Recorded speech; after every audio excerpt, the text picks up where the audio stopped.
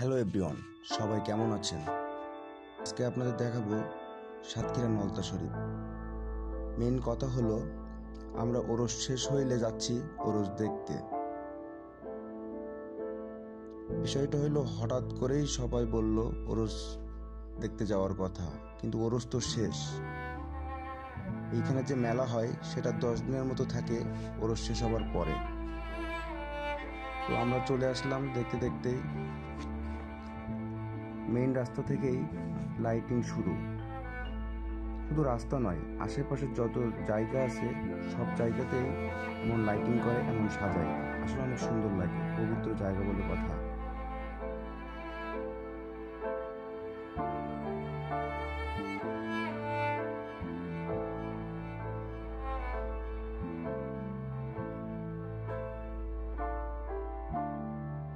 দেখুন, ওরস শেষ হওয়ার পরেও এত মানুষের ভিড়। স্বামী নাইম অনুপ তারা চিন্তা করছে কি করে লাইটগুলো খুলে বাড়ি নিয়ে যাওয়া যায়। তো এই চিন্তা করে আসলে লাভ নেই, যাদের লাইট তারা সবসময় নজরদারিতে রাখে। তো মজা করছিলাম, যাই হোক। দেখুন, দুই সাইড দিয়ে এতই দোকান, খাবার দোকান থেকে শুরু করে সকল ধরনের দোকান বসে। লোকাল দোকান এখানে তো আছেই, তার ভিতরে বাইরে থেকে প্রচুর পরিমাণে দোকান আসে,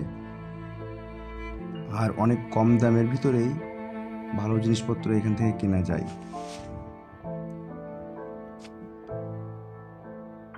দেখুন, রাস্তার সাইড দিয়ে খাবার দোকানগুলো একটু দেখুন। প্রচুর পরিমাণে হোটেল এখানে বাইরে থেকে আসে ব্যবসা করার জন্য। তো আমরা লাস্টে খাবো এখান থেকে, অবশ্যই আপনাদের জানাবো তাদের খাবার মান কেমন।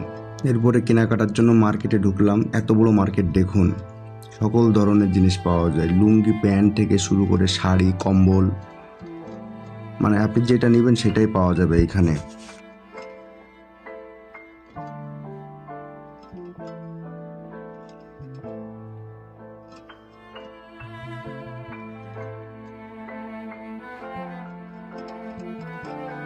তো হঠাৎ করে নাইম ভাইয়ের ইচ্ছা হইলো ধোয়া বিস্কুট খাবে।